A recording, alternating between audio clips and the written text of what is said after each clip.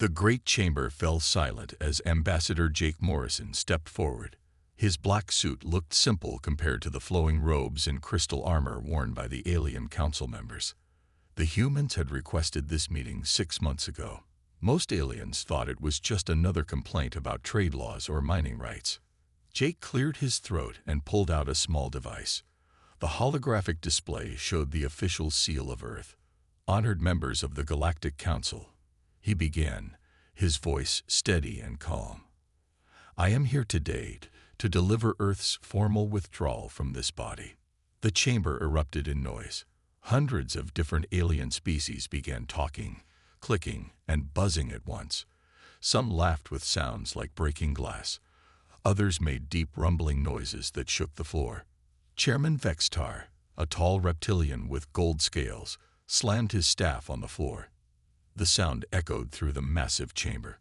Silence. His voice carried the authority of someone who had ruled for 300 years. Ambassador Morrison, surely you jest. Humans have been part of this council for only 50 years. You cannot simply leave. Jake stood perfectly still.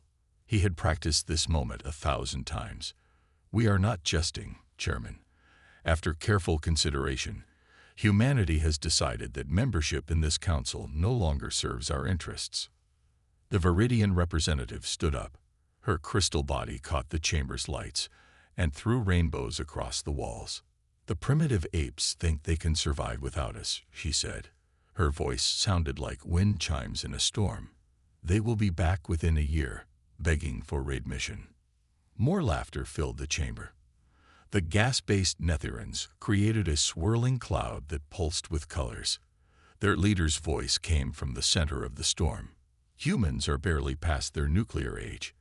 They need our technology, our trade networks, our protection. Jake waited for the noise to die down. We thank the Council for their past cooperation. However, Earth will be closing all Council trade routes through our space. All Council ships must leave Sol system within 30 days. All diplomatic facilities will be shut down. A Zakari general leaned forward. His scales were darker than the chairman's, almost black. You forget yourselves, humans. The Council has laws. No system can simply block our ships. The Council has laws for its members, Jake replied. We are no longer members. Sol system is now closed to all Council traffic.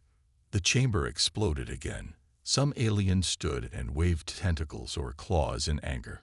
Others remained seated, but their skin changed colors rapidly, a sign of extreme emotion. Chairman Vextar raised his staff again.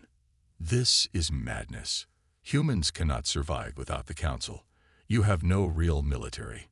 Your technology is centuries behind ours. Your planets will starve without our trade. Jake smiled for the first time since entering the chamber. It was not a happy smile. We appreciate your concern, Chairman. Earth has made its decision. A small alien with multiple eyes spoke up. The humans will crawl back within months. Mark my words, they cannot survive alone. Perhaps, Jake said. He turned toward the exit. But we intend to try. As he walked toward the massive doors, the aliens continued their debate. Most seemed amused by humanity's decision. A few looked worried, but they kept their concerns to themselves. Several thousand light-years away, Dr. Lisa Parker watched the entire meeting through a quantum communication link. She sat in a control room on Luna Station, surrounded by screens showing star maps and ship movements.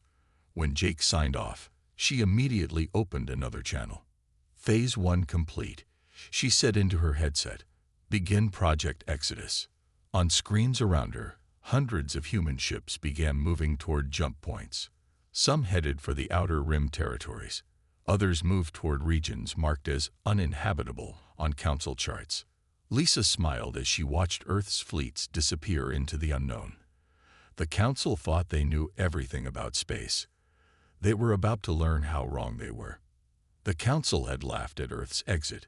Soon, they would learn that sometimes the best move is to quit the game entirely and start playing by different rules. 5 years had passed since Jake Morrison walked out of the Galactic Council chambers.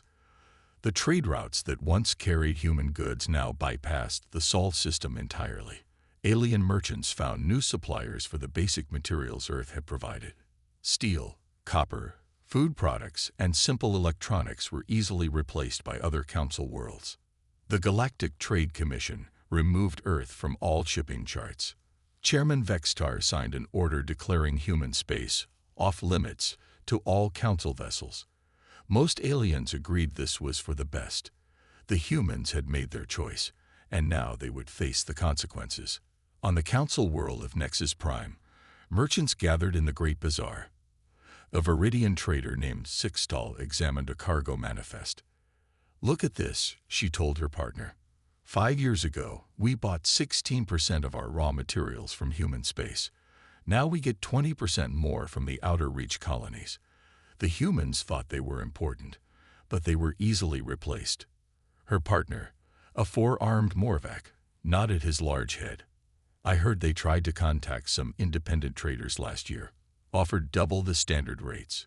No one was interested. The Council made it clear that trading with humans would mean losing all Council privileges." Meanwhile, deep in space beyond the Outer Rim territories, Colonel Ryan Hayes watched as the last beam was welded into place. The space station looked small compared to Council megastructures, but it was entirely human-built. No alien technology, no Council materials, no foreign workers. "Omega Base is complete, sir," reported Chief Engineer Amanda Clark. She wiped sweat from her forehead and looked at the screens showing their hidden shipyards. "All 7 dry docks are operational. We can begin the next phase." Ryan nodded. The humans had been busy during their 5 years of isolation. While the Council assumed they were struggling to survive, Earth had been expanding into regions the aliens considered worthless. Dead systems with dying stars, planets with hostile atmospheres, asteroid fields too dangerous for normal navigation. "How many ships do we have ready?" Ryan asked. Amanda consulted her tablet. 47 combat vessels completed. Another 30 in final stages. The Council still thinks we have maybe a dozen old cruisers protecting Earth. The ships being built in these secret yards looked nothing like Council designs. Earth's engineers had taken captured alien technology and completely rebuilt it. They had studied every weakness, every limitation, every flaw in Council ships. Then they had built something better. On the planet New Texas, Governor Helen Rodriguez walked through the colony's main street. 2 years ago, this world had been listed as uninhabitable in Council records. The atmosphere was toxic to most alien species. The gravity was too high. The radiation from the nearby star would kill most Council races within days. But humans adapted. They built sealed habitats, installed radiation shielding, and developed new air filtration systems. What the Council saw as a death trap, humans turned into a thriving agricultural world. Population report. Helen asked her assistant. 30,000 permanent residents. Crop yields are exceeding projections by 15%. The new mining operation started yesterday. Helen smiled. Earth had established 47 such colonies during the silent years. None appeared on any Council charts. Most aliens didn't even know these systems existed. Dr. Carol Baker worked in her laboratory on the research station orbiting the planet Darwin's world. She examined an alien power core that had been borrowed from a disabled Council ship. The humans had found it drifting in a nebula 2 years ago. The crew was long dead, but the technology was intact. "Interesting," she muttered to herself. "The efficiency is actually worse than our new designs. The Council has been using the same technology for centuries. They've never improved it." Earth's scientists had spent 5 years taking apart every piece of alien technology they could find. They had learned how Council weapons worked, how their shields operated, how their engines functioned. More importantly, they had learned how to make them better. The Council continued to ignore the Sol system. They assumed Earth's colonies had failed. They believed humans were slowly dying out without access to alien technology and trade. They were completely wrong.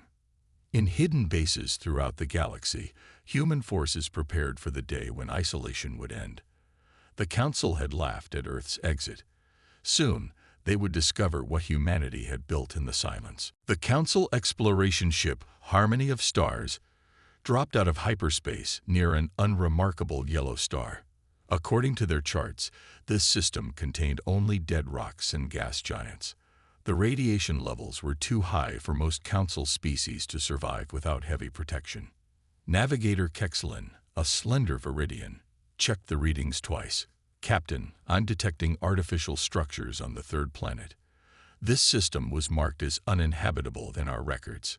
Captain Zethmore, a Zakari with deep green scales, frowned at the display screens. "Run another scan. Our sensors must be malfunctioning." The second scan confirmed the first. Not only were there artificial structures, but the planet showed signs of active terraforming. Atmospheric processors were working to clean the air. Massive shield generators protected populated areas from radiation. Most shocking of all, the planet supported a population of over 50,000. "Sir," the communications officer spoke up. "We're being hailed." "Put it through," Zethmore ordered. The main screen showed a human male wearing a simple blue uniform. Behind him, the bridge of his ship looked clean and efficient. "Council vessel, this is Captain Matt Thompson of the ship New Horizon. You are entering human space without permission. Please state your business." Captain Zethmore laughed, a sound like grinding stones. "Human space. This system belongs to the Council. We are here on official exploration business." Matt's expression didn't change. "I'm afraid there's been a mistake. This system was abandoned by the Council over a century ago. Humans have held legal claim here for the past 3 years." "Legal claim." Kexlin moved closer to the screen. "No primitive species can claim Council territory. We demand immediate access to that planet." "I'm sorry, but that won't be possible," Matt replied calmly. "However, I'm authorized to offer you safe passage out of this system within the next 6 hours." Zethmore's scales darkened with anger. "You forget yourself, human. Our ship carries the authority of the Galactic Council. Stand down immediately or face the consequences." Matt nodded to someone off-screen. Suddenly, the Council ship's sensors showed 4 more human vessels decloaking around them. Each ship was larger than the New Horizon and bristled with weapons the Council had never seen before. "Captain," the tactical officer whispered urgently. "Their weapons are targeting our engines and shield generators. I've never seen this type of energy signature." On the planet's surface, Governor Helen Rodriguez received an urgent message. Council forces were attempting to land without permission. She activated the planetary defense grid and sent a message to all human colonies in the sector. The Council shuttle landed anyway, protected by military shields. Zethmore led a team of 12 armed soldiers toward the main settlement. They expected to find struggling colonists living in basic shelters, dependent on primitive technology. Instead, they found a thriving city. Buildings made of materials that looked like advanced alloys stretched toward the sky. Vehicles moved silently through wide streets. The air was clean and breathable, despite the planet's natural toxicity. "This is impossible," Kexlin muttered. Her crystal body reflected the lights of the city around them. "The radiation levels here should kill most life forms within days." A group of humans approached them. None wore environmental suits or radiation protection. They walked casually, as if the deadly atmosphere was as harmless as a spring breeze. "Welcome to New Haven," Governor Rodriguez said. She was a middle-aged woman with graying hair and calm eyes. "I understand you're from the Council. It's been a while since we've had visitors from that part of space." Zethmore demanded, "How is this possible? Our records show this planet as a dead world. The radiation should have killed your entire colony." Helen smiled. "Your records are several years out of date. We've made some improvements since then. Would you like a tour? I think you'd find our terraforming techniques quite interesting." The Council team spent 2 hours walking through the colony. They saw fusion reactors more efficient than anything in Council space. atmospheric processors that worked at impossible speeds, medical facilities treating radiation damage in ways their science couldn't explain. Dr. Carol Baker met them at the research center. She showed them samples of materials that shouldn't exist according to Council physics, plants that thrived in toxic soil, bacteria that actually fed on dangerous radiation. "How did you develop this technology?" Kexlin asked, her voice filled with wonder and fear. Carol's eyes gleamed. "We had some help. The Council left behind quite a few broken ships over the years. We found them, studied them, and learned how to improve their designs. Your technology was a good starting point, but we made some modifications." When the Council team returned to their ship, they were quiet. The pilots set course for the nearest Council outpost, but Zethmore knew this discovery would change everything. The humans hadn't just survived in exile. They had flourished beyond anything the Council thought possible. And if they could do this to one dead world, what else had they accomplished in 5 years of silence? The news from the Harmony of Stars spread through Council space like wildfire. Within days, every major government knew about the human colony on New Haven. The Senate called emergency sessions. Military commanders demanded immediate action. Senator Zixmore of the Viridian High Courts stood before the full Council assembly. Her crystal body pulsed with angry light as she spoke. "These humans have violated interstellar law. They are occupying Council territory without permission. We cannot allow this transgression to continue." Chairman Vextar nodded slowly. "The humans clearly need to be reminded of their place in the galaxy. Admiral Kethven, I want you to assemble a task force. Find all human settlements and bring them back under Council authority." Admiral Kethven was the pride of the Zachary Imperial Fleet. His black scales carried the scars of dozen battles. His ships had conquered rebellious worlds across 3 sectors. "It will be done, Chairman. These primitive apes will learn to respect Council law." The task force consisted of 12 heavy cruisers and 4 dreadnoughts. It was more firepower than most worlds had ever seen in one place. The Admiral was confident it would be enough to handle a few human outposts. They found their first target in the Kepler system, orbiting a planet the Council had marked as resource-depleted 50 years ago. Long-range sensors showed extensive mining operations and a population of nearly 100,000. "Impossible," the fleet's science officer reported. "Our geological surveys showed this planet was stripped bare decades ago. There should be nothing left to mine." Admiral Kethven studied the readings. "Perhaps the humans are desperate enough to dig for scraps. It doesn't matter. Prepare to land ground forces." The human defense ship Defiant was a third the size of the Admiral's flagship. Captain Joe Martinez opened communications with the Council fleet. "Admiral, you are entering restricted space. This system is under human protection." "Stand down immediately," Kethven demanded. "By order of the Galactic Council, all human settlements in this sector are to be evacuated. This system will return to Council control." Captain Martinez shook his head. "I'm afraid I can't allow that, Admiral. These people are under our protection. I suggest you return to Council space before this situation gets worse." The Admiral's tactical officer pointed at his screen. "Sir, their shields are active. Their weapons are powered up. Should we disable them?" "Do it," Kethven ordered. The Council flagship fired a single blast meant to disable the human ship's engines. The energy beam struck the Defiant's shields and simply disappeared. The human ship didn't even shake. "Direct hit, sir," the tactical officer reported, confused. "But their shields are still at full power. Our sensors can't penetrate them." Before the Admiral could respond, alerts rang throughout his ship. The human vessel had locked weapons onto 12 vital systems across the Council fleet, not aimed at hulls or general areas, but precisely targeting each ship's main reactor, command bridge, and navigation systems. "Admiral," his communications officer called out, "we're receiving a priority message from Sector Command. It's about Dr. Carol Baker." The message was short but alarming. Council intelligence had captured a human scientist during a raid on an outpost near the Vega system. Under questioning, She had revealed information that shocked even veteran interrogators. Dr. Baker had been surprisingly cooperative. She told them about Project Exodus, about the hidden colonies, about the technology research programs.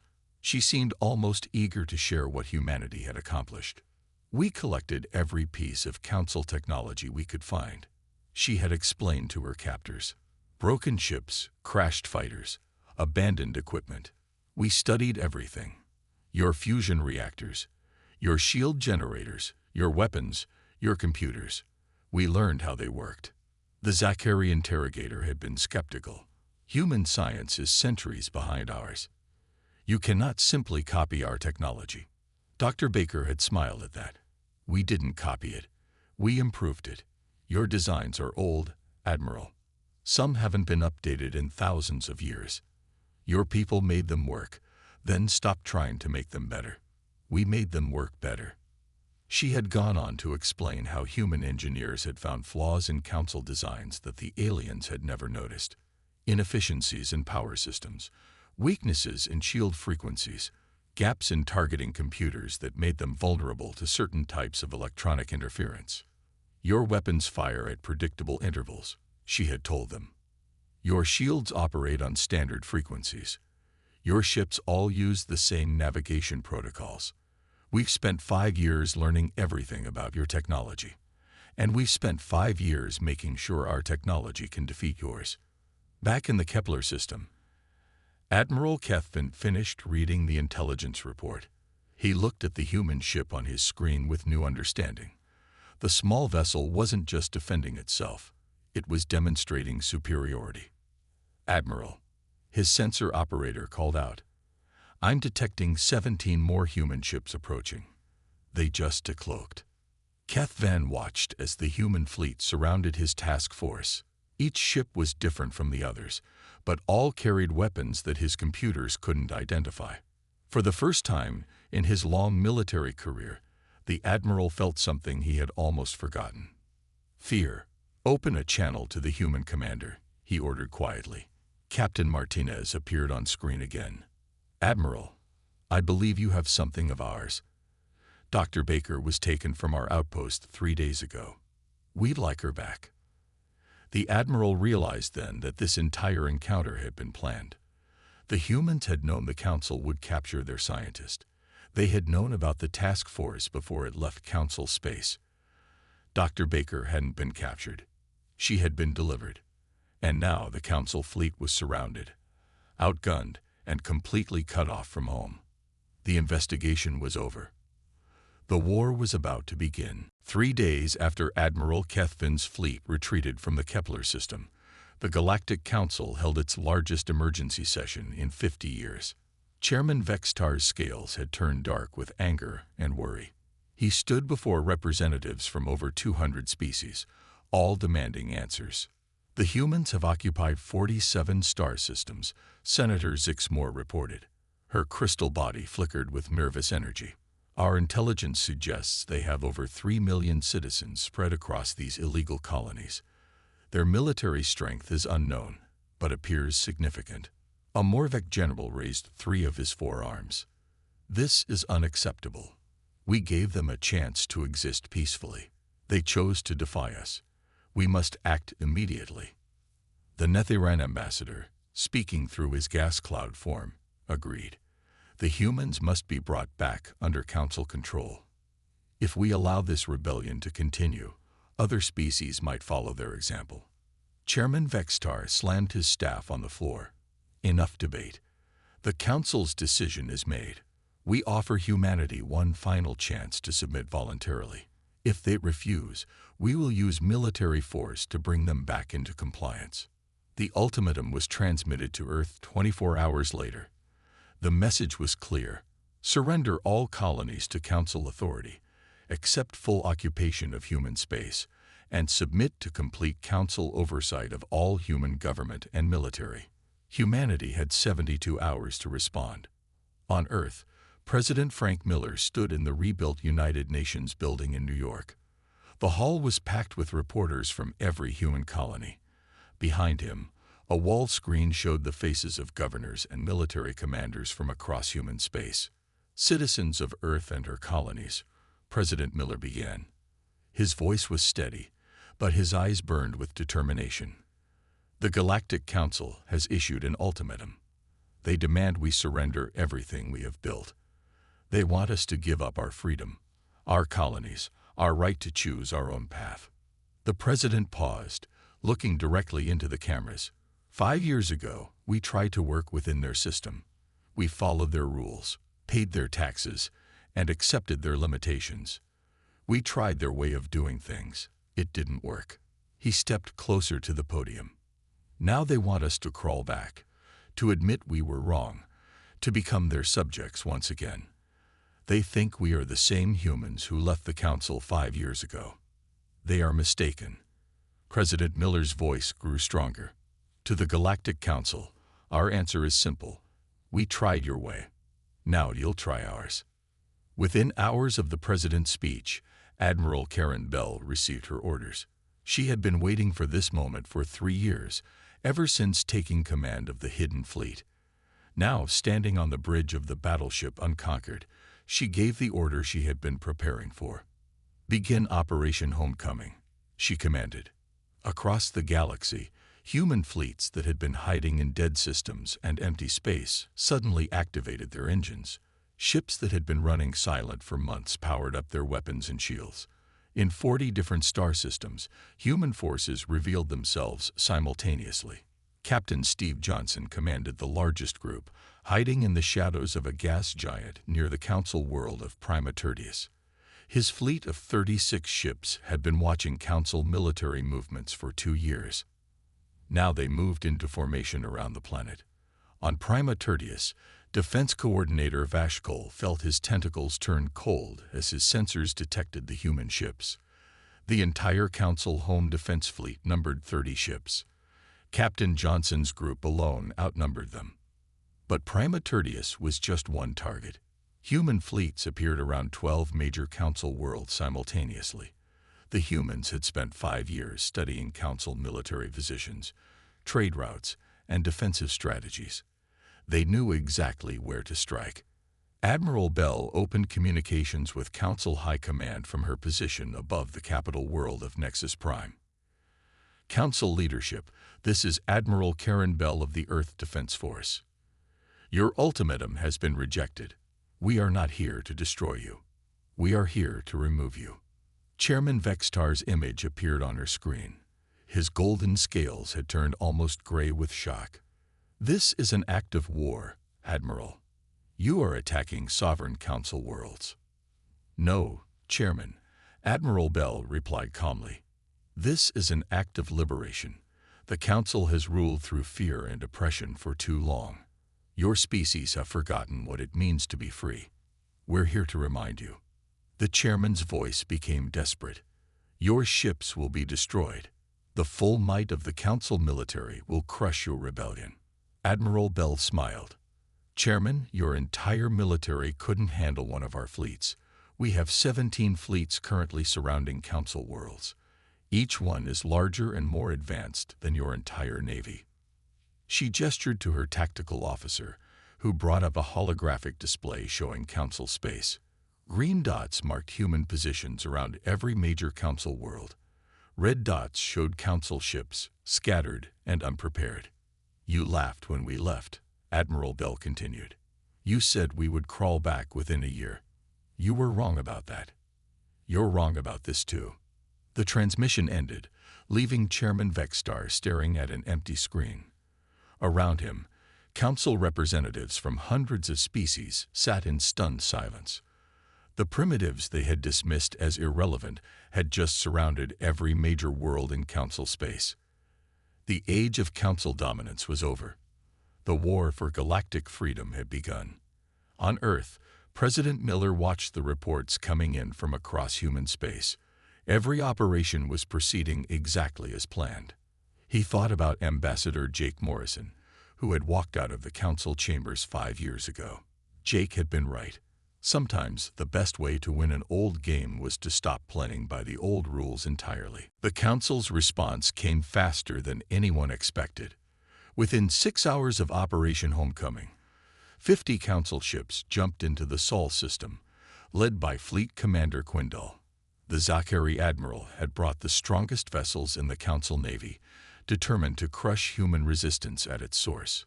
"This will be over quickly," Quindal told his officers. "We destroy Earth's defenses, capture their leadership, and put an end to this rebellion before it spreads." What he found instead changed everything. The Sol system was practically empty. No massive defense stations, no ring of battle platforms around Earth, just a few human ships waiting near Neptune, looking small and defenseless compared to the Council's mighty dreadnoughts. Fleet Commander Tony Wright watched the Council ships approach from the bridge of the Resilient. He had volunteered to command the home defense fleet, knowing this battle would set the tone for everything that followed. "Incoming message from the Council fleet," his communications officer reported. Quindal's image appeared on the main screen. "Human Commander, you are outnumbered 50-8. Surrender now and your deaths will be quick." Tony leaned back in his chair. "Admiral, you're making the same mistake your people always make. You're counting ships instead of thinking.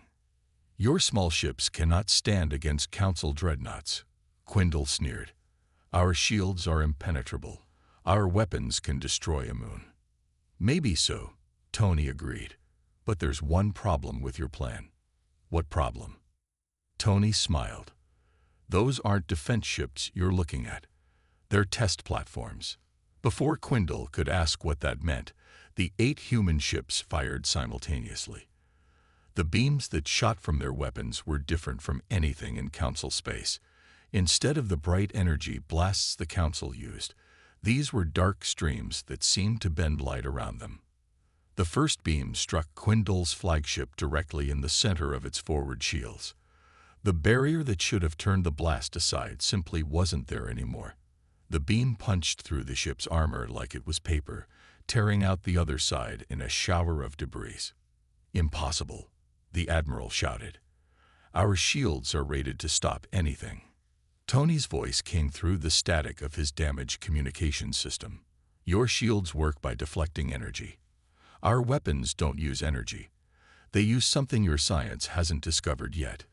The Battle of Neptune, as it would later be called, lasted exactly 17 minutes. One by one, Council ships found their shields useless against human weapons.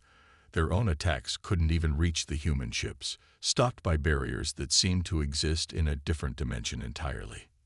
Meanwhile, on the ground war had already begun. The Council had launched simultaneous attacks on 12 human colonies, expecting to find poorly defended settlements with basic weapons. General Nancy Foster commanded the defense of New Texas.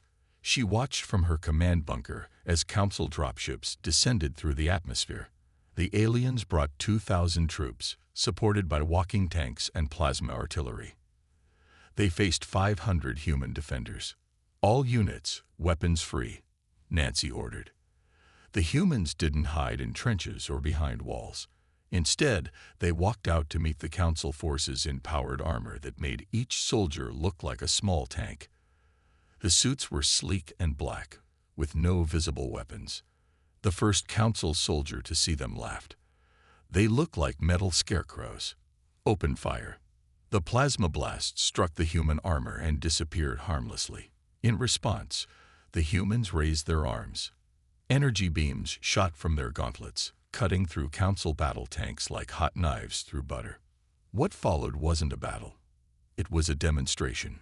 Council soldiers who had conquered dozens of worlds found themselves completely outmatched by humans they had considered primitive.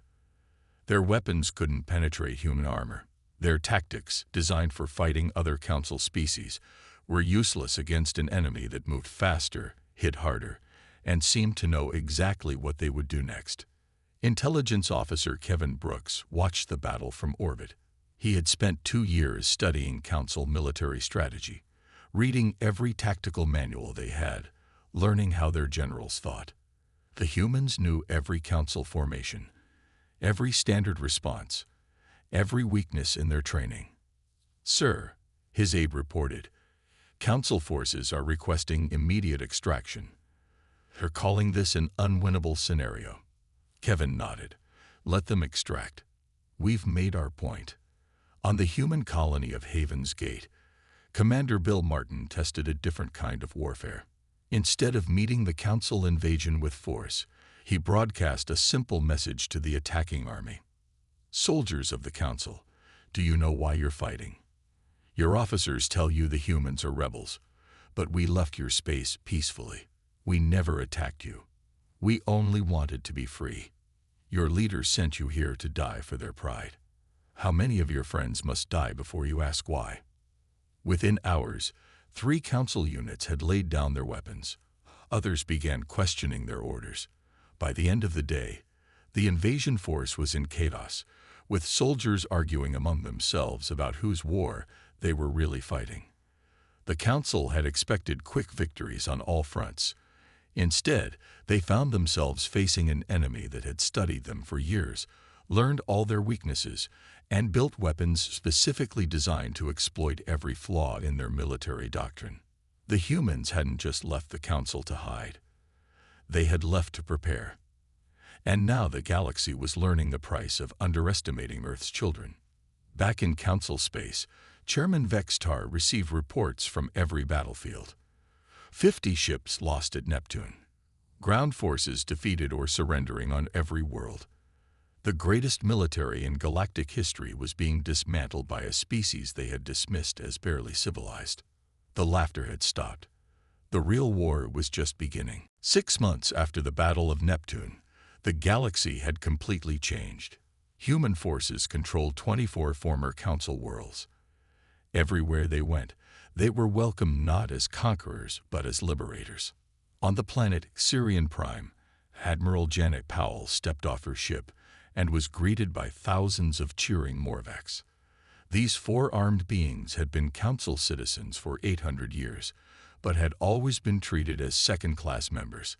Their homeworld was used mainly for mining, with most of the profits sent to richer Council worlds. Admiral Powell, the Morvac leader named Thokdul, approached. His 4 arms moved in the traditional gesture of respect. Your arrival brings hope to our people. The Council has bowled our world dry for generations. Janet nodded. The Council is finished here. Your people deserve better. What do you need most? Food, Thokdul said simply. The Council takes our minerals but sends us barely enough supplies to survive. Our children are hungry. Within hours, human cargo ships began arriving with medical supplies, food, and industrial equipment. Unlike the Council, which took resources and gave back little, the humans came offering technology, medicine, and knowledge. The psychological warfare campaign led by Commander Bill Martin was working better than anyone had hoped. Across Council space, his teams broadcast messages that split the Alliance apart. To the Viridians, they revealed how the Zachary had been stealing their research for decades. To the Morvacs, they showed how much wealth the Council had taken from their worlds. To the smaller species, they proved how the Council treated them as tools rather than equals. The Council isn't your friend, one broadcast explained. They never were. You give them everything, and they give you just enough to keep you working. Earth offers something different. We offer partnership. On Nexus Prime, the Council government was falling apart. Different species that had worked together for centuries now accused each other of planning betrayals. The Netheran delegation announced they would no longer support military action against humans. 3 smaller species declared neutrality and began secret talks with human representatives. The crisis deepened when Captain Joe Martinez liberated the prison world of Kalar 7. For 300 years, the Council had sent criminals and political prisoners to this harsh planet. Many were locked up simply for speaking against Council policies. When human forces landed, they found over 2 million prisoners from 40 different species. Most had been forgotten by their own governments. Some had been imprisoned for crimes like promoting dangerous ideas or questioning Council authority.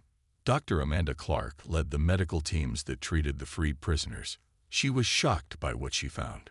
These people weren't criminals, she reported to Earth. Half of them were artists, teachers, and scientists who dared to criticize the Council. The other half were just people who couldn't pay their taxes.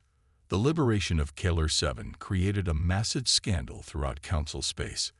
Families learned that relatives who had disappeared years ago were alive but imprisoned. Entire worlds that had believed Council propaganda about the prison planet discovered the truth. Commander Kevin Brooks had intercepted Council communications for months.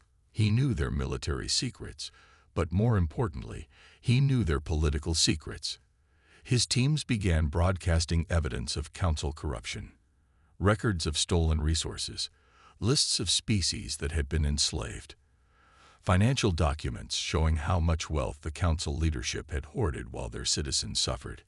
Captain Peter Clark, Jake Morrison's son, commanded the human forces liberating the slave world of Terminus Station.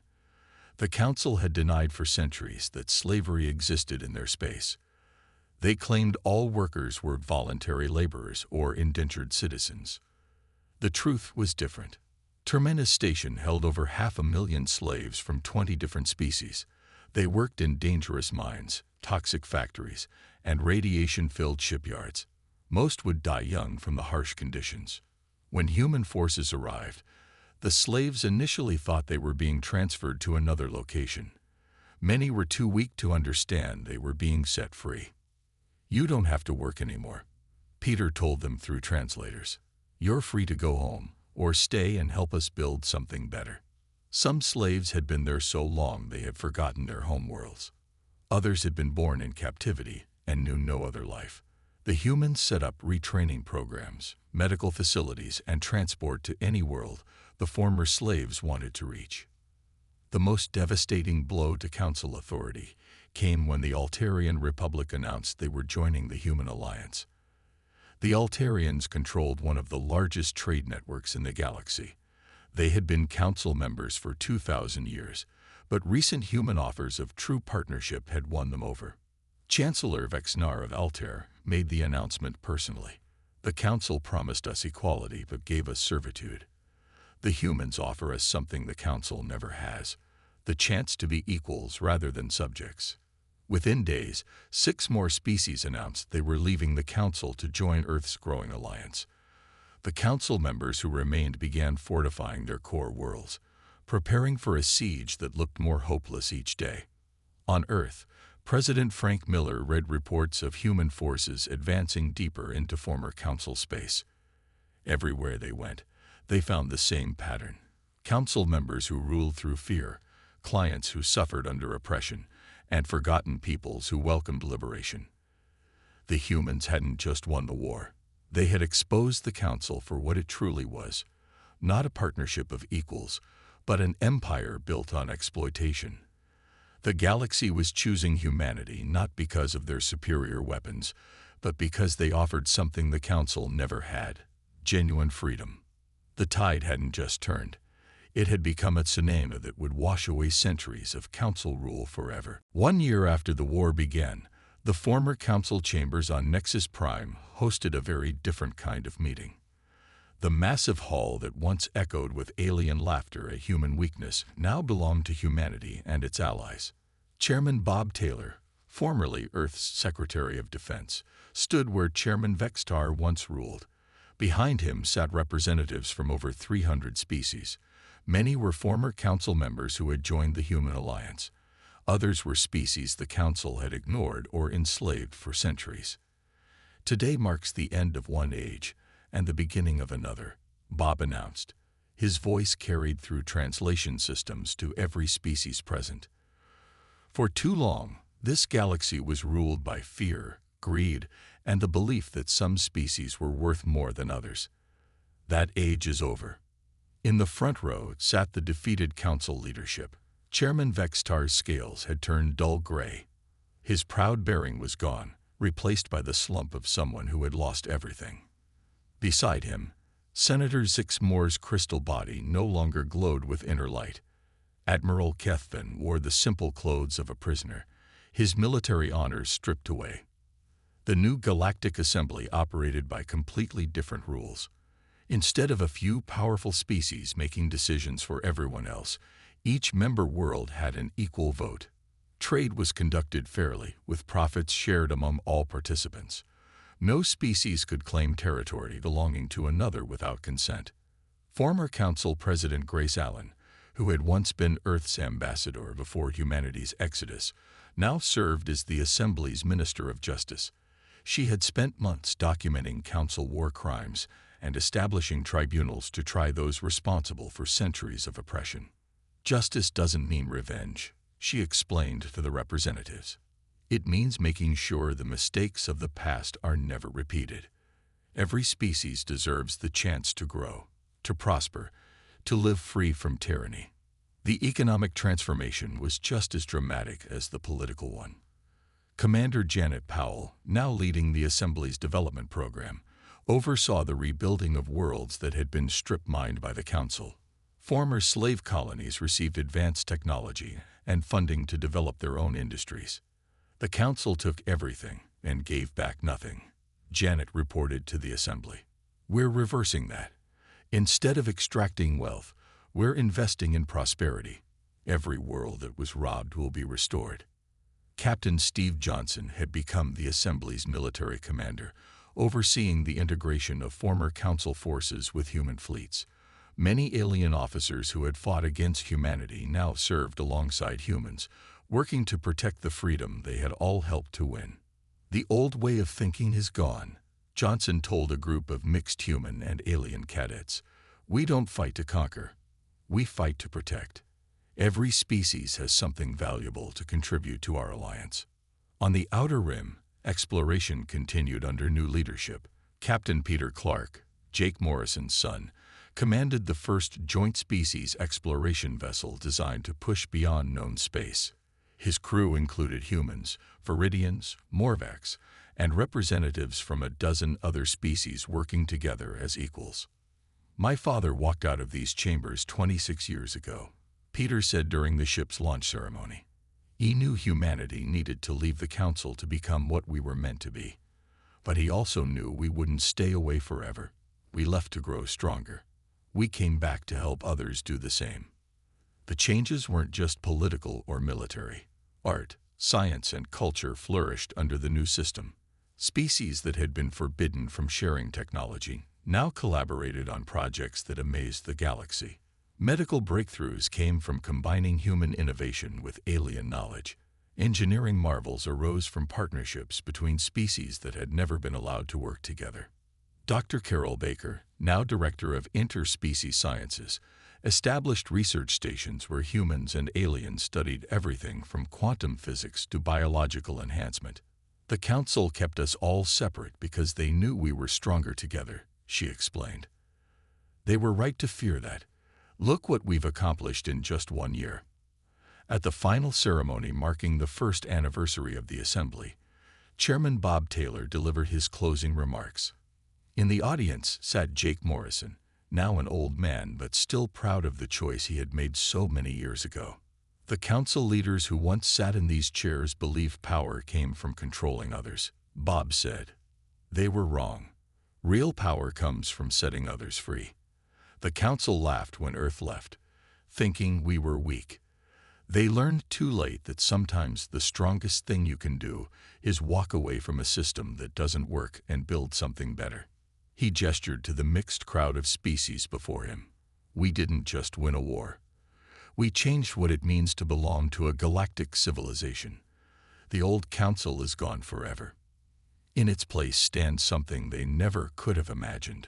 A true democracy of worlds, built on freedom, equality, and respect for all life. As the ceremony ended, delegates from hundreds of worlds mingled freely in the halls where once only the elite had been welcome. The galaxy had learned the hardest lesson of all. Sometimes you have to tear down the old to build something worthy of the future. The Council had laughed at Earth's exit, but humanity had the last laugh, and it was one the entire galaxy could share.